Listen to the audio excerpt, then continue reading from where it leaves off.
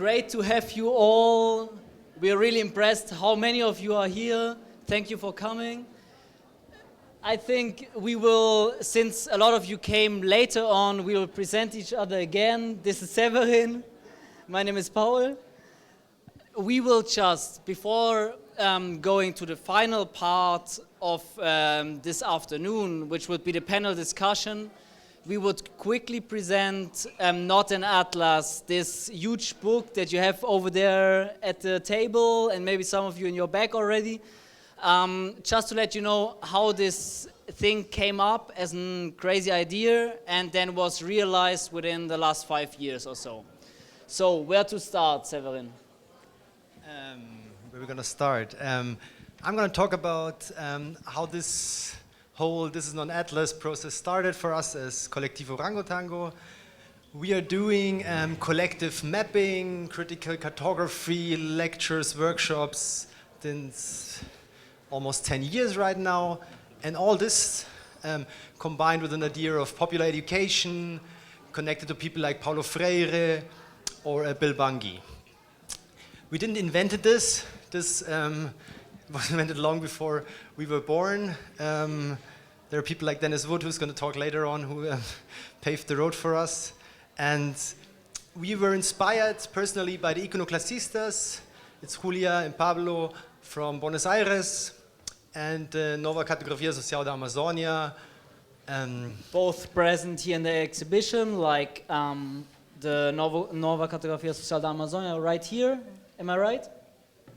And iconoclastistas over there, no, back there, sorry.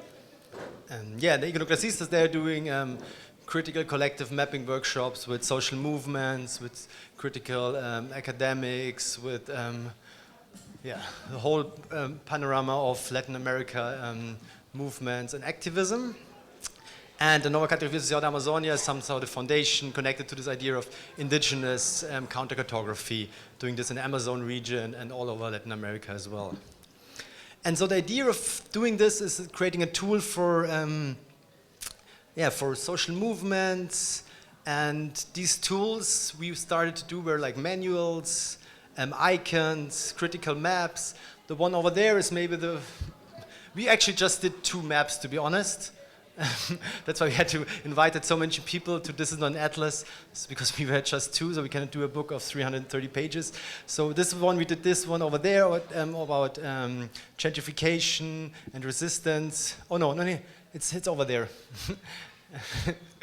And the other one with the Berlin community garden urban agriculture movement, which is behind there. I saw a lot of you taking the free ones.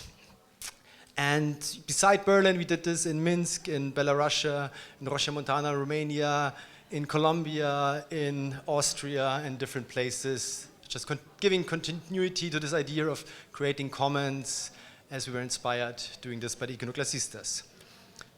In a nutshell, what we understand as counter-cartography culture is a geography from below, inspired by people like Bill Bungie and emancipatory practice in Latin America, to utilize simple and vivid cartographic language in order to promote geographical alphabetization and the self-determination of local communities. So create tools for people to change their everyday reality by getting in contact to each other, by exchanging their opinions, and to help organize them.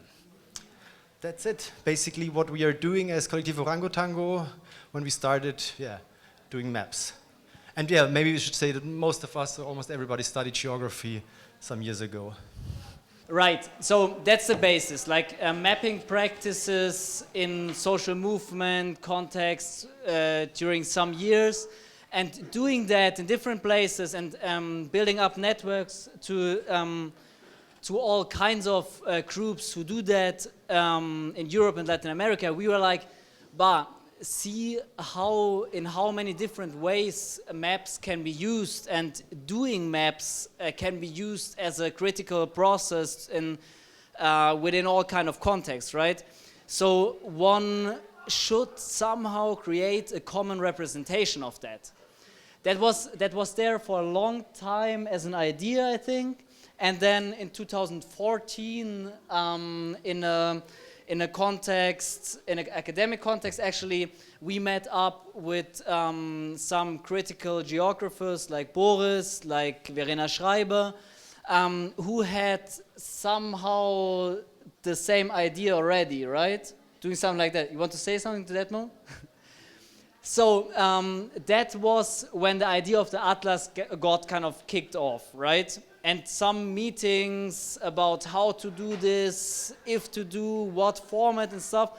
And we decided to just send and call for participations over all kinds of mailing lists, all the contacts that we had created, as we said, in early 2015. And we thought, okay, let's see what happened.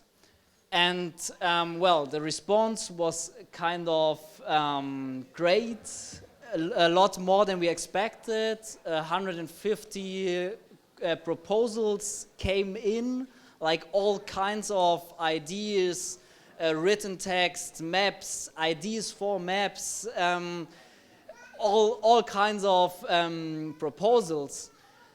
And we said, okay, there's something, there might be a possibility to do this.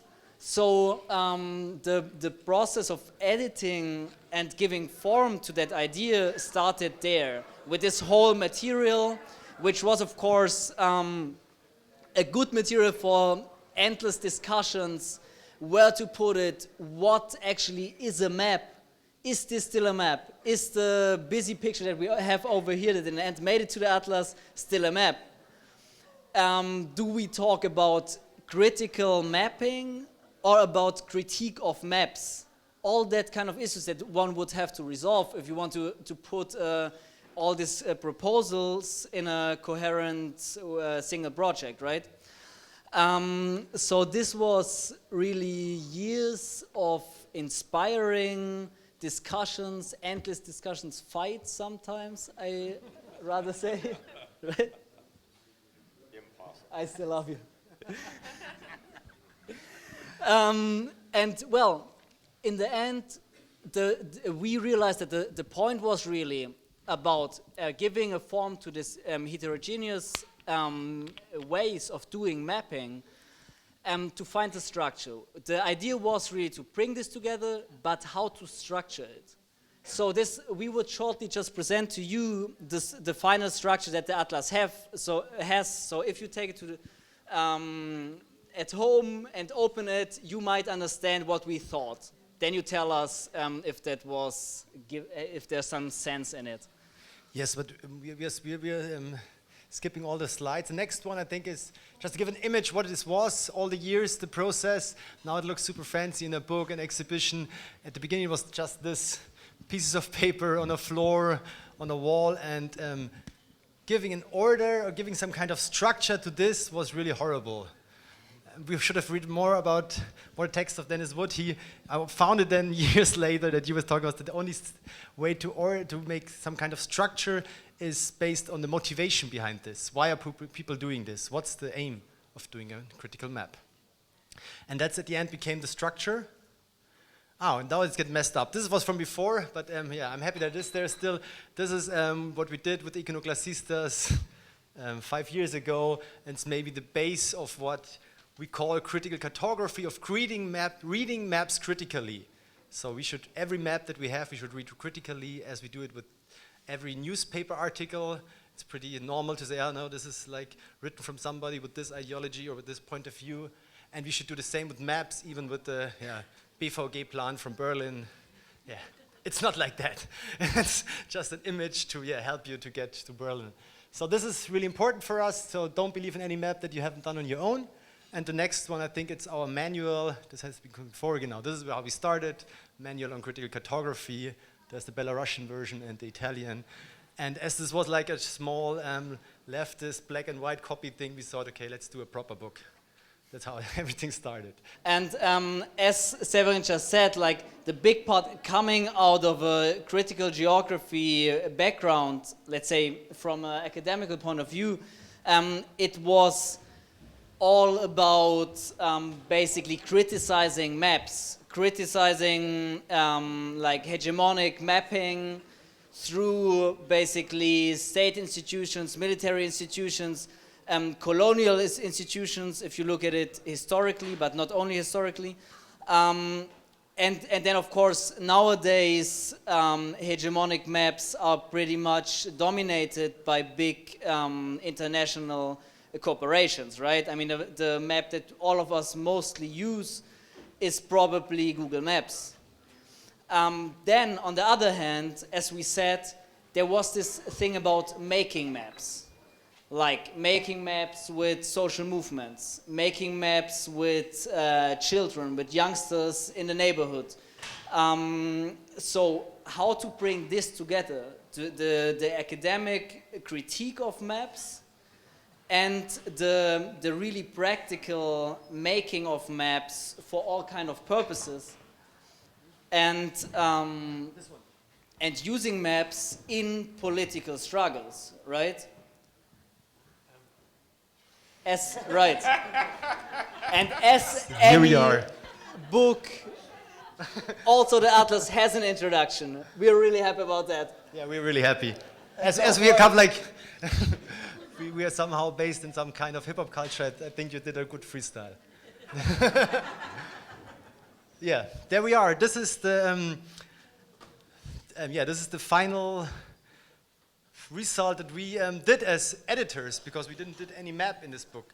So yeah, it was all about giving structure and sense to this big collection. So now we're going to go through the book to give you an idea what ThisIsNotanAtlas is about. Yeah, this is an introduction. I had the pleasure to write it with Boris, and just to remind you, I think today Philip, for example, they talked about a lot about the artistic, activist history of counter-cartography. I just want to mention a really, really important part of counter-cartography culture comes from indigenous movements. This is the Nunavut Atlas. I think Dennis has a copy. I don't have any, just get this from the internet. And just to give an idea that indigenous groups for the last decades are using maps to fight for their territories. And there's this nice quote on the next slide from Nietzschmann, who said, okay, there's more indigenous territory that has been claimed by maps than by guns. So that means more indigenous territory can be reclaimed and defended by maps than by guns. I think this is pretty simple and, yeah, maybe too simple, but it for us was a good starting point to understand, okay, what is the power of maps? How we can use them for, a different, non-dominant struggle we are in. So yeah, this is the one, on the introduction is one part in the introduction we're talking about. The next slide. Yeah, I think this is also important to if we try to imagine another world, we should be aware that there are other worlds already. And for example, there is this simple idea that that maps were used by the dominant ones, by the military and the emperors, and all of them, they had maps and they're powerful tools, but there were always different maps. These are maps, or whatever you will call them, from the Aztec Codex. So this is like there's also powerful people, but just the idea to imagine other maps than the one that we have in mind thinking about maps. It's wonderful to have Dennis Wood here in the first row giving me important input. This is, I think, important also to imagine that the thing that we call map is just one form of thinking maps. There are maps that are songs, there are maps that are drawings that are totally different, there are maps that are, something totally different that we cannot imagine, maybe already got lost, but we should, always try to remind this and imagine this different geographical imaginations. So, so there we are at one part of the spectrum that we organized all these proposals in, right? As I said, at the one part is really practical use of maps. So we saw in all the maps that people sent us that there were a lot which are really used as tools for action, right? So the first chapter would be Counter-Cartographies as a tool for action. For example, there's this collective who send us a map. What they do Okay, we don't know them personally, and we don't need to know them. They do basically maps for manifestations and stuff to inform people about the route they will walk, or about the way police might arrive from, about dangerous spots like bridges and stuff that you wouldn't provoke conflict on, and stuff like this. So print a map some 100 or 1,000 times, give it to everybody. That might save lives if you want. So really the perfect example for how maps can be a practical tool for action, made in a simple way, distributed in a simple way. So the second chapter is about using maps for networking. Here we have the, for example, the one I mentioned before. Okay, just start with this. This one is from our main source of inspiration. It's the Iconoclasistas from Buenos Aires, and this is upside down. Because we can turn every map upside down, and there is no north and south in the. Per definition, we can decide which is the upper part, which is the lower part. And this one shows all the green ones are it shows the power of peasant, small-scale farmers in the world, actually, and of women, and to show that that there are a lot of different countries where the majority of the people are small-scale farmers, women, and it shows how they're organized. You find all the countries that are organized in the Via Campesina, social farmers movement. You also find the countries where the big companies like Monsanto, Syngenta, BASF, Bayer, where they are formed. So this is showing the power, the diversity of different, of small-scale farmer women. And it's also like a tool for in the Via Campesina, to tie a network in between all these different countries and different realities. Then the next chapter would be some contributions that we classified as basically using maps and mapping as to create political pressure. One great example of this is the Ecuador's Critical Geographies Collective. Diana is here today. Where? Diana? Okay. Diana in the bar, okay. And did a presentation about their work in the afternoon. There she is. Basically showing struggles, showing state violence, showing misuse of natural resources, and to create political pressure, and doing that in a really, as I would say, beautiful and effective way. The next part is maybe where we come from, understanding countercartography first of all as education, teaching people about, we don't like so much the term teaching, but getting into a conversation with people about maps. What are maps for? Who's doing maps? How should you read maps? And how can you do your own maps? So this is a chapter where we have, for example, the busy picture for Markus Wende. He's here as well today, maybe as well at the bar. And this is pretty famous in Germany. It's like a collection. It's showing all the resistance going on in European or German cities. And this is just a small part of it. It's much, much bigger, and it's this vast collection of all kind of different movements and what is going on, the political contested urban space, put it in one nice picture that you can have fun with every child, or just put it on your toilet and you will read it for weeks. The next chapter is, you would see it if you look at the atlas from the side. You see this part of darker pages, which is the manual part. We at some point decided that the atlas should be good not only as showing reading in the hammock, but really to open also if you want to do maps, if you want to go out and do things. So as there are great manuals for collective and critical mapping, made by people like Dennis, like the Iconoclastistas, of course. We just asked them if we could print some excerpts of their works to have it also in the atlas. That would be this chapter. Maybe back. I think there's a third one that's really important to mention, because this wasn't mentioned right now. There's a third chapter from a group from Vienna, right to the city group. Platzda, they were called. They didn't exist anymore, if I'm well informed. Sebastian was part of them. We did a workshop there, so we got to know them.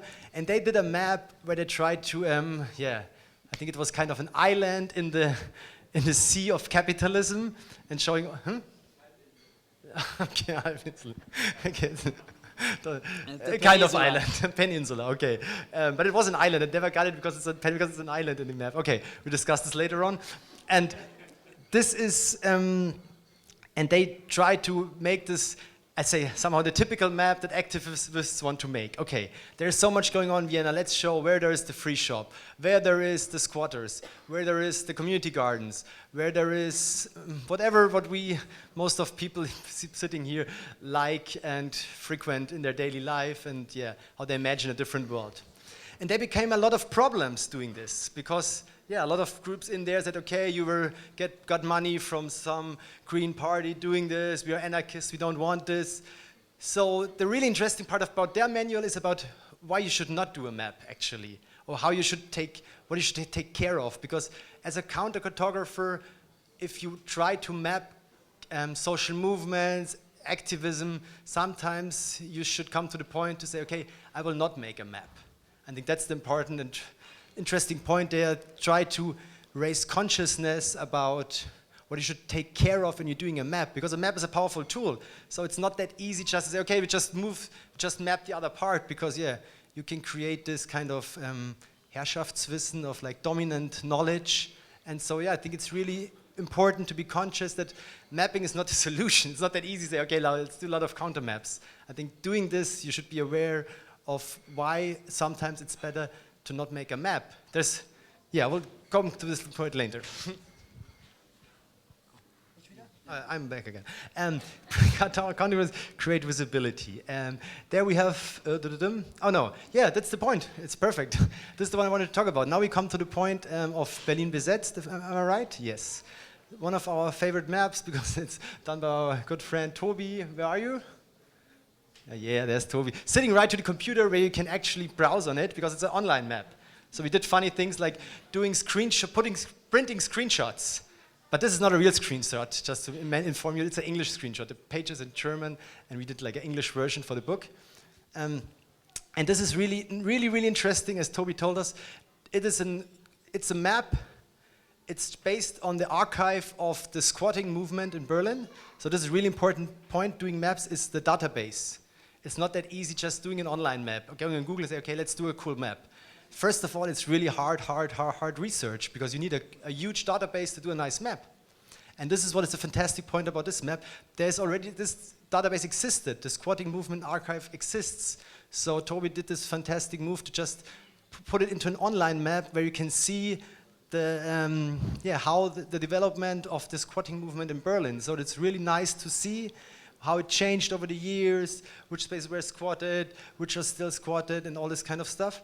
And coming back to the part before, what I really liked when he talked about that they wanted to put this on a European level. They had some problems, because, for example, it's really worked super well here in Berlin. The thet, the local popular, how do you say, colored press?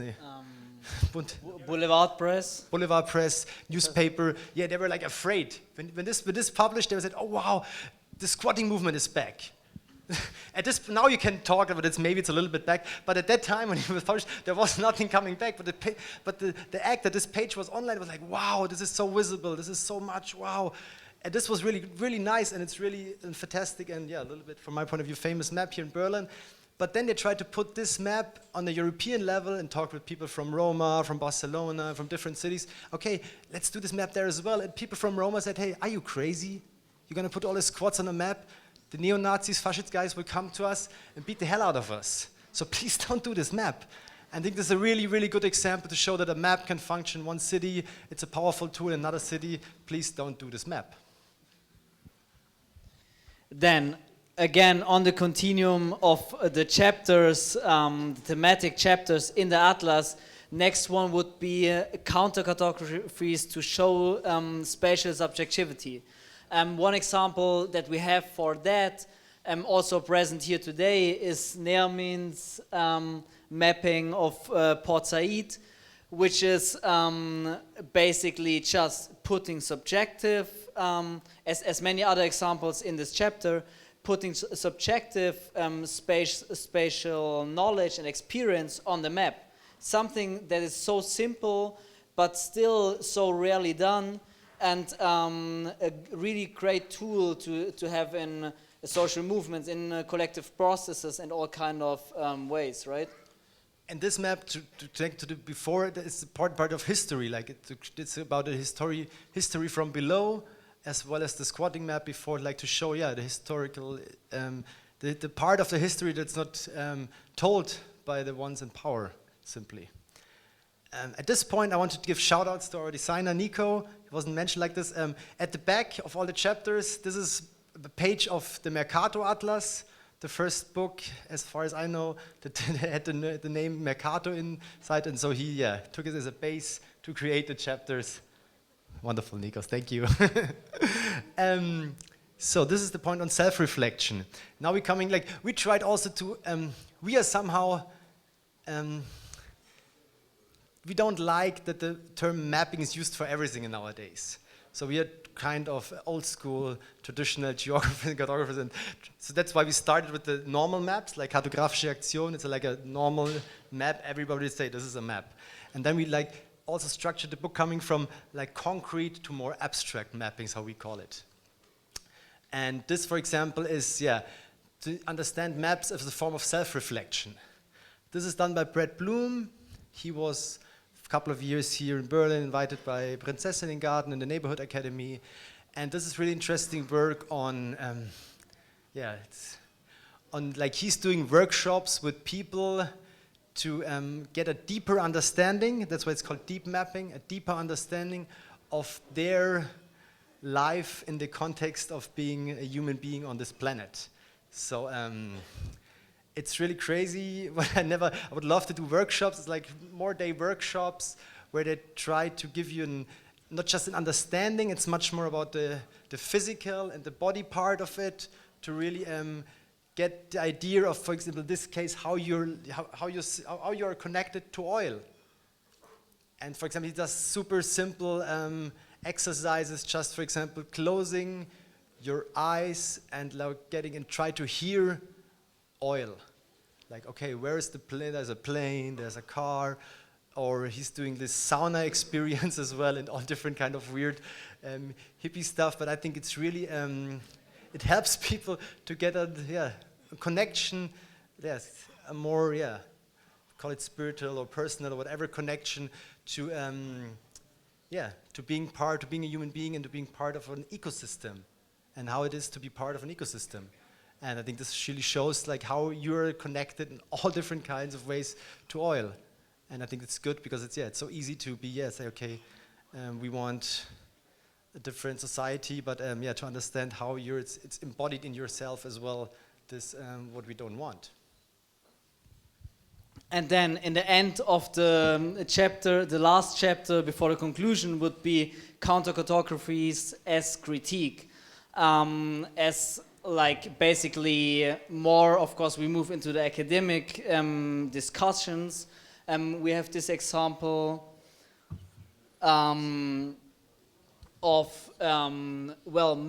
critical maps used to show and to criticize how knowledge is produced, where and by whom knowledge is produced. As this example shows, just using the simple data of coverage of Wikipedia articles on a world map, right?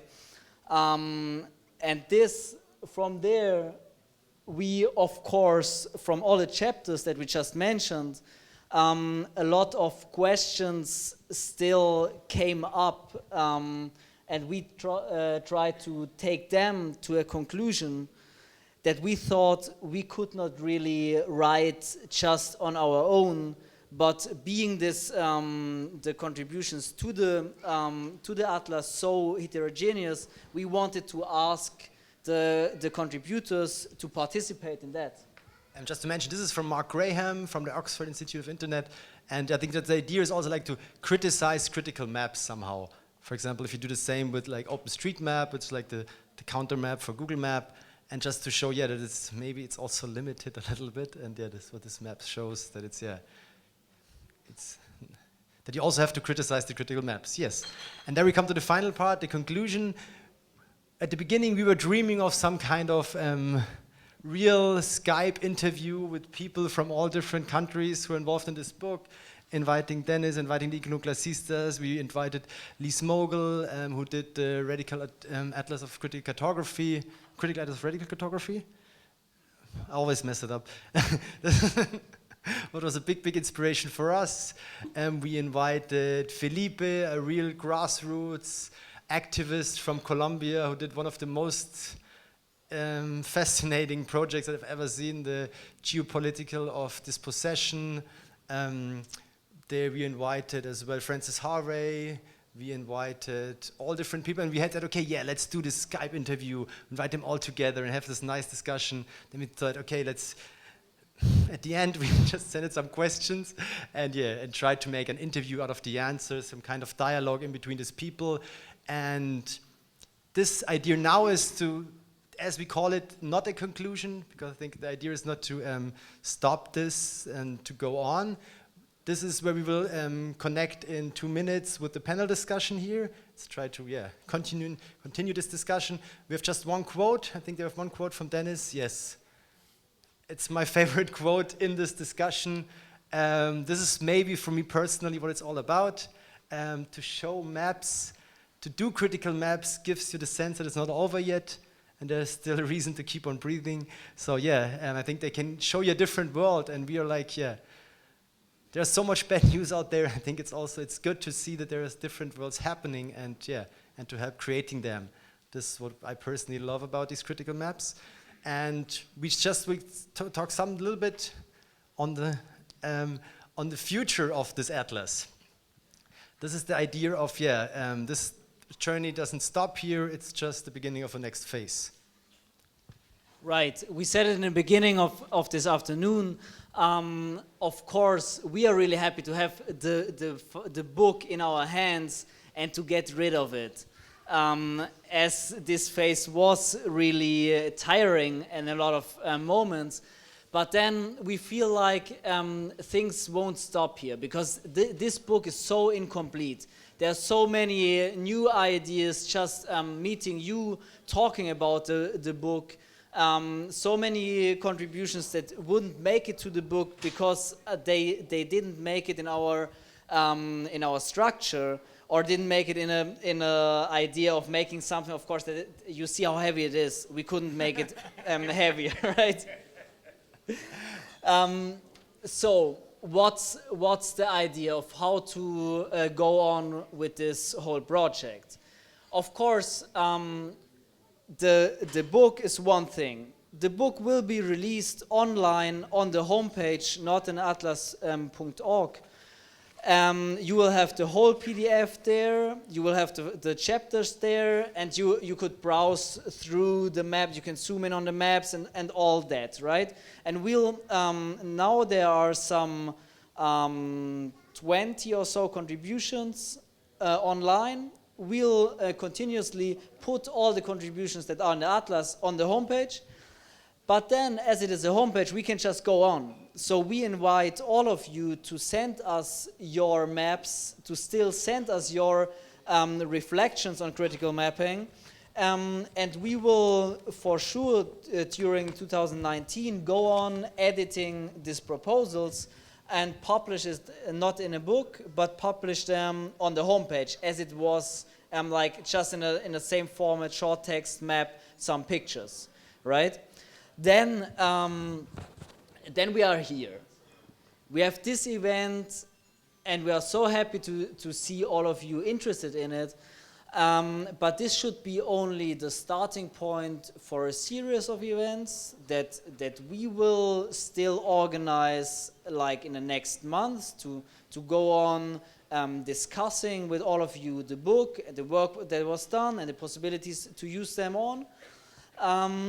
But then of course we hope to promote a much wider discussion on counter-cartographies that doesn't depend on NotanAtlas or on the people that are here today, but that might be inspired by what has been done in the context of NotanAtlas and in the context of the meetings that we are organizing right here. So we just want to thank you for being part of this process, to discuss with us how counter-cartographies are used, have been used, and can be used in possible futures, right? And to carry this on to new projects, new books, new mapping, actions, and all of that.